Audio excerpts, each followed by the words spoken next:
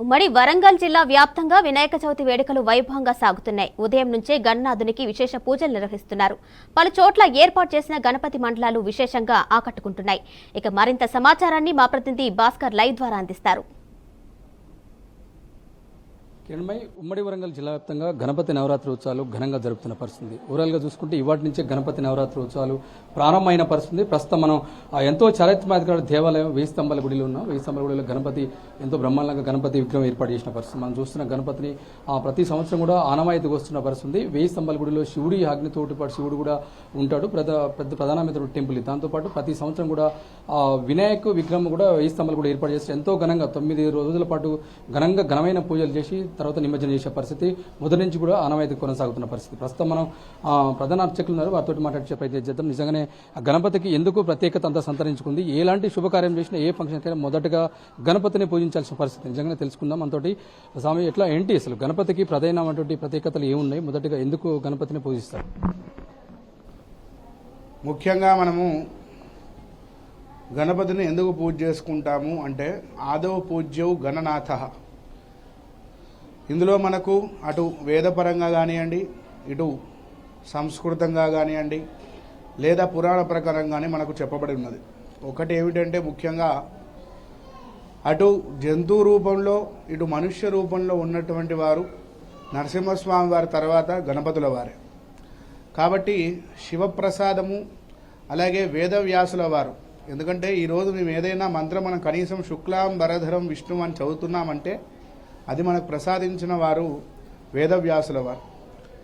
ఆయన ఒక్కడు ఇంతగాని శ్రమించినా కానీ ఇంకా చాలా వరకు మన భావితరాలకు అందించాలనే ఒక ఉద్దేశంతో గణపతిని ముందుగా పెట్టుకొని వారితోని భాగవతం కానీ భారతం కానీ మిగతా ఏదైతే శివ సంబంధిక పూజలు కానీ విష్ణు సంబంధిక పూజలు అన్నిటి కూడా పుస్తకాలు వారితో రచించడం జరిగింది. దాంతోపాటు త్రిమూర్తులు కూడా గణపతి పూజతోనే మా పూజలు ప్రారంభించాలని వారు నిర్ణయించారు. కాబట్టి మనము గణపతి పూజతో ప్రారంభిస్తాం. దాంతోపాటు ఒక్కొక్క యుగానికి ఒక్కొక్క అధిష్టాన దేవత ఉంటుంది. ద్వాపర యుగము, త్రేతాయుగం, కలియుగం. కలియుగంలో కలౌ చండీ వినాయకౌ. అలాగే గణపతిని అమ్మవారిని పూజిస్తే మనకు సిద్ధిస్తుందని చెప్పడం జరుగుతుంది. నిజంగా ప్రకృతితోనే మనము నడుస్తాము, పంచభూతాలతోనే నడుస్తాము అనే దానికి ఈ మాసాల యొక్క ఉద్దేశం. ఎందుకంటే శ్రావణ మాసం చూస్తున్నట్టుగా అయితే అటు శివుణ్ణి, మంగళగౌరిని, వరలక్ష్మి అమ్మవారిని, విష్ణుమూర్తిని మనం పూజిస్తాము. తదనంతరం కాగానే వెంటనే గణపతుల వారిని పూజించడం, ఇది కాగానే అమ్మవారి మహాకాళి, మహాలక్ష్మి, మహాసరస్వతిగా దసరా నవరాత్రులు, ఇదైన వెంటనే మళ్ళీ శివకేశవుల భేదం లేకుండా కార్తీక మాసం, ఇలా మనకు పూర్వం నుంచి కూడా ఇది చాతుర్మాస్యంగా వస్తున్నది. అదే ఆనవాయితీగా ఏంటంటే పూర్వం ఏంటంటే గణపతి నవరాత్రులు చేసేవారు కాదు. 75 సంవత్సరాల స్వాతంత్రం ముందు 3 రోజులు ఉత్సవాలు మట్టుకే ఇంట్లలో కానీ బయట కానీ చేసేవారు. బాలగంగాధర తిలక్ గారు మొదలుపెట్టిన తర్వాత నుంచి కూడా మన వరంగల్ జిల్లాలో అందరూ చైతన్యపరిచి మన దేవాలయంలో సుమారు 75 సంవత్సరాల నుంచి కూడా స్వామివారిని విగ్రహాన్ని ఇక్కడ 9 రోజులు పెట్టి ఏంటంటే మళ్ళీ ఇంతకుముందు చెప్పినట్టుగా పంచభూతాత్మకంగా ముఖ్యంగా ఏంటంటే మట్టి విగ్రహం పెట్టి పూజ, అలాగే ఉత్సవమూర్తికి నిత్యం అభిషేకము, రోజొక అలంకరణలో స్వామివారి దర్శనం ఇవ్వడం. ఎక్కడైనా మన అమ్మవారి నవరాత్రుల్లోనే దర్శనాలు నవాలంకరణ చూస్తాం, కానీ ఇక్కడ గణపతిని చూస్తుంటాం. దాంతోపాటు నిత్యం హోమము 3వది, 4వది నిత్యం పల్లకీ సేవ, 5వది అన్నదానంతో, అలాగే నృత్య ప్రదర్శనలు, గీత వాద్యాలు ఇవన్నీ కూడా ఇక్కడ స్వయంగా సమర్పిస్తారు. కాబట్టి మొదటి నుంచి కూడా వైస్తంభాల దేవాలయకి గణపతి ఉత్సవాలకు చాలా ముడిపట్టి ఉన్నది. దాంతోపాటు ఈ సంవత్సరం మనం చూసినట్టుగా అయితే పోయిన సంవత్సరము కరోనా తర్వాత వరంగల్ జిల్లాలో నీటిపారుదల వచ్చేసి చాలామంది భక్తులు కానివ్వండి, జనాలు కానివ్వండి చాలా అవస్థపడ్డారు.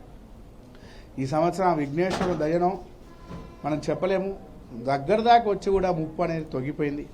కాబట్టి ఆయనను మనం ఖచ్చితంగా పూజ చేసుకోవాలి. అయితే ఈ దేవాలయంలో కూడా ఆనవాయితీగా వస్తున్నటువంటి దేవుని కూడా ప్రాతకాలంలో ముందుగా గణపతికి అభిషేకము, ఈరోజు హరిద్రా గణపతిగా అలంకరణ, మూషికవాకన పల్లకీ సేవ, మూలమూర్తికి ప్రాణప్రతిష్ఠ, హోమం కూడా నిర్వహించడం జరిగింది. పశ్చిమ మనకు నియోజకవర్గ ఎమ్మెల్యే నాయని రాజేందర్ రెడ్డి గారు వచ్చి జ్యోతి ప్రజ్వలన చేసి ప్రారంభించారు. అయితే ముఖ్యంగా మీ అందరి తరపున మా అందరి తరపున కోరేది ఏమిటంటే జనాలలో చైతన్యం అనేది రావాలి. చైతన్యం అంటే ఉత్సవాలు చేసేదానికంటే ముందుగా మనము ప్రతి ఒక్క స్త్రీని లేదా ప్రతి ఒక్క మహిళామూర్తిని మాతృస్వరూపంలో భావన చేయాలి. ఎందుకంటే ఈ కాలంలో ఎన్నో అఘాయిత్యాలు జరుగుతున్నాయి. వాళ్ళు స్వేచ్ఛగా జీవించాలి. వాళ్ళకు అన్నర చేస్తే మన బతుకులు ఎలా ఉంటాయి? కాబట్టి ఎక్కడైనా కానీ దేశమంతా కూడా రాష్ట్రం అంతా కూడా సుభిక్షంగా ఉండాలి. చాలామంది వరదలో చిక్కుకొని తెలంగాణ రాష్ట్రంలోనే కానీ ఇంకా అందరూ కూడా ఉన్నారు. వాళ్ళందరూ కూడా ఆయురారోగ్యాలు. ఎందుకంటే ప్రథమం వక్రతుండంచ, ఏదైనా కానీ ఆ వక్రతుండుడే మనం కాపాడతారు. కాబట్టి లోక కళ్యాణం గురించి ఇక్కడ ఈ పూజలన్నీ కూడా జరుగుతున్నది. మీ ఛానల్ ద్వారా ఏమిటంటే ప్రతి వారికి విషయం తెలుసుకోవాలని ఉంటుంది కానీ వివరణ తెలుసుకోవాలని ఎవరికి కూడా ఉండదు. ఈరోజు గణపతికి ఏంటంటే 21 పత్రాలతోని పూజ చేయాలి. మాచీపత్రం అని, దూర్వాయుగ్నం అని, బిల్వపత్రం అనేది, తులసి దళం ఈ ఒక్కరోజే గణపతికి పెట్టాలి.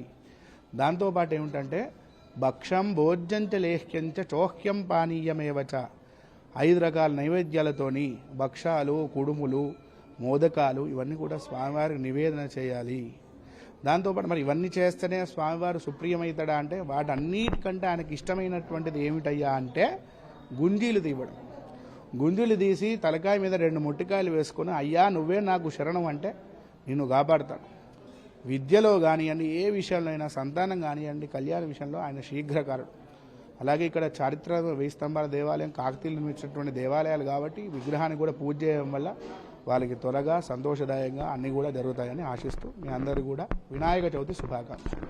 అంటే నిమజ్జనం ఏర్పాట్లు అంటే ఎట్లా ఉంటుంది? నిమజ్జనం ప్రత్యేకత ఏంటి? 9 రోజుల పాటు ఎంతో ఘనంగా పూజలు నిర్వహించిన తర్వాత నిమజ్జనం చేయడానికి ఏంటి స్పెషల్ ఏంటి? నిమజ్జనం గురించి మాట్లాడుకోవాలంటే ముందుగా 3 విషయాలు మాట్లాడుకోవాలి. శాస్త్రబద్ధంగా నిమజ్జనం చేయాలి అంటే స్వామివారిని మన చేతుల ద్వారా నీళ్ళల్లో విడిచిపెట్టి అయ్యా ఇది కేవలం ఈ మూర్తినే మిమ్మల్ని విడిచిపెడుతున్నాము, మిమ్మల్ని కాదు.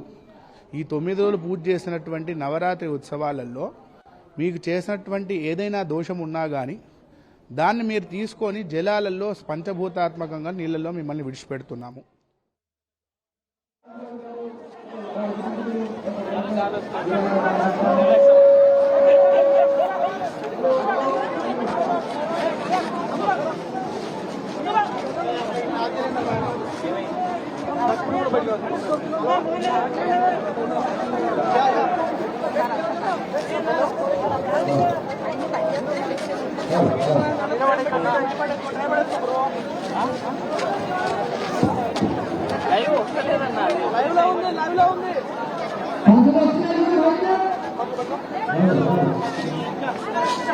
కరెక్ట్ అయితే లేదన్న అసలు నాయకుడు ఏమని చేశారు ఆఫ్లైన్ రికార్డ్ పెట్టుకున్నాడు పే చేస్తాను రికార్డ్ ఎట్లా పెట్టుకుంటాం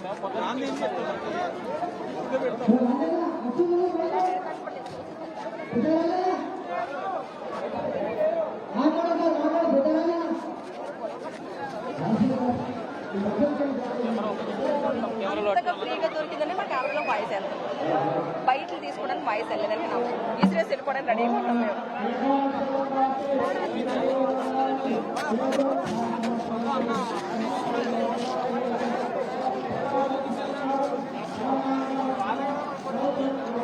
నేను తెచ్చుకున్నా వచ్చి మనకి లేదు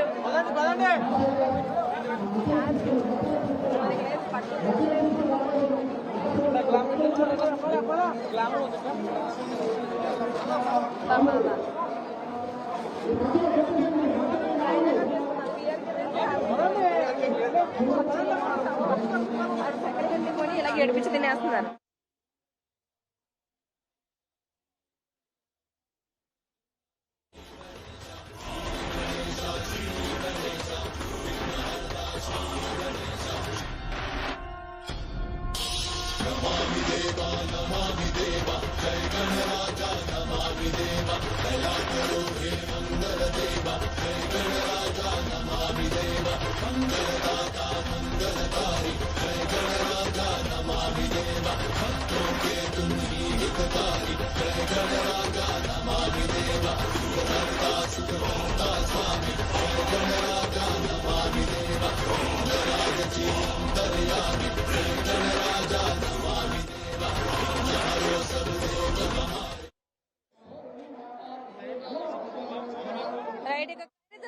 గణేశుని దర్శించుకునేందుకు భక్తులు అయితే పోటెత్తుతున్నారు. మనం చూస్తూ ఉన్నాం ఎంత మంది భక్తులు ఇక్కడికి చేరుకున్నారో. మొత్తంగా ఈ ఖైరతాబాద్ గణేశుని దర్శించుకునేందుకు కదా ఉదయం నుంచి కూడా భక్తుల తాకిడి చాలా ఎక్కువగా ఉంది.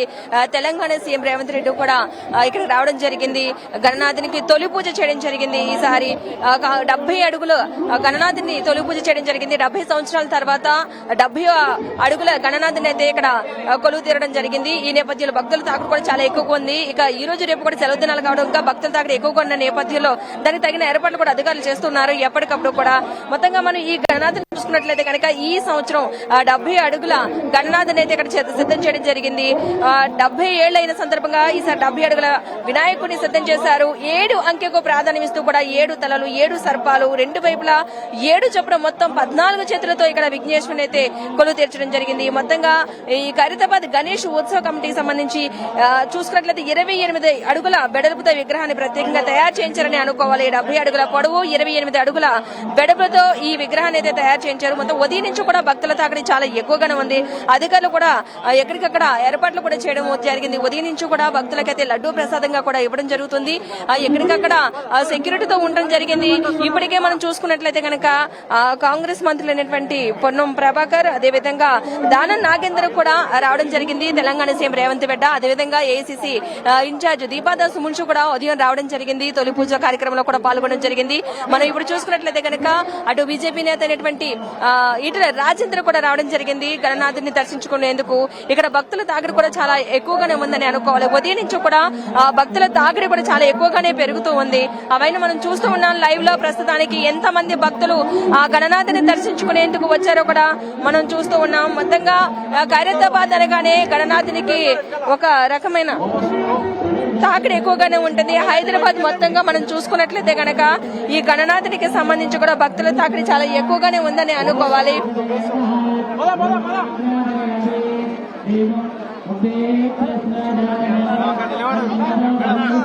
మొత్తంగా ఈ ఖైరతాబాద్ గణేష్ అనుకుంటే కనుక మహాశక్తి గణపతి వరల్డ్ రికార్డు నెలకొల్పిందని అని అనుకోవాలి.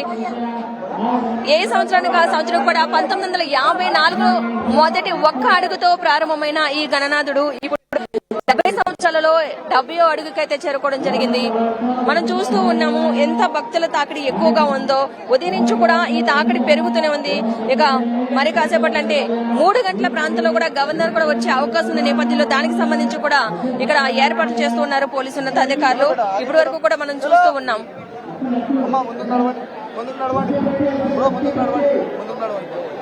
మొత్తంగా ఈ మహాగణపతికి సంబంధించి చూసుకున్నట్లయితే గనక ఈ 70 అడుగుల ఎత్తు 28 అడుగుల వెడల్పుతో నిలబడిన ఆకారంలో బ్రహ్మ విష్ణు మహేశ్వరుడు మహంకాళి మహాలక్ష్మి మహాసరస్వతి రూపాలతో కూడిన 7 ముఖాలు ఆపై 7 దళాలతో ఆదిశేష అవతారం 2 వైపులా కూడా 14 చేతులతో కుడివైపు చక్రం పుస్తకం వీణ కమలం గదతో ఉండడం జరిగింది. అదేవిధంగా ఎడం వైపు చూసుకున్నట్లయితే మనం రుద్రాక్ష ఆసనం పుస్తకం వీణ కమలం గద కూడా ఉన్నాయి. మహాగణపతికి కుడివైపున చూసుకున్నట్లయితే 10 అడుగుల ఎత్తులో ప్రత్యేకంగా బాలరాముడి విగ్రహంతో ఈసారి దర్శనమిస్తున్నారు మనం చూస్తూ ఉన్నాము. అదేవిధంగా ఎడం వైపు చూసుకున్నట్లయితే కనుక రాహుకేతుల విగ్రహాలు 9 అడుగుల ఎత్తులైతే ఏర్పాటు చేయడం జరిగింది. మహాగణపతి పాదాల చెంత ఆయన వాహనమైన మూషికం ఆకారాలు 3 అడుగుల్లో దర్శనమిస్తున్నాయి. అదేవిధంగా విగ్రహానికి కుడివైపున 14 అడుగుల ఎత్తులో శ్రీనివాస కళ్యాణం. అదేవిధంగా మనం చూసుకున్నట్లయితే ఎడమ వైపున చూసుకున్నట్లయితే కనుక శివ పార్వతుల కళ్యాణ విగ్రహమూర్తులను అయితే ఏర్పాటు చేశారు. మరి ఇంతటి అద్భుతమైన రూపాలతో ప్రతి ఏటా కూడా ఈ ఖైరతాబాద్ గణేశుడు విశిష్టత అనుకోవాలి. వరల్డ్ వైడ్ రికార్డ్ అని అనుకోవాలి. ఖైరతాబాద్ గణేశుడికి సంబంధించి ప్రతి సంవత్సరం కూడా వివిధ రూపాలలో కూడా ఈ మహాగణనాథుడు భక్తులకు దర్శనమిస్తూ ఉంటాడు. మొత్తంగా ఈ ఏడాది కూడా మనం చూసుకున్నట్లయితే కనుక 70 సంవత్సరాలలో 70వ సంవత్సరం అనుకున్న 70 అడుగుల విగ్రహం కూడా భక్తులకు దర్శనార్థం ఖైరతాబాద్ లో వేచి ఉంది. మనం చూస్తూ ఉన్నాం భక్తుల తాకిడి ఏ విధంగా ఉందో. ఓ టు స్టూడియో.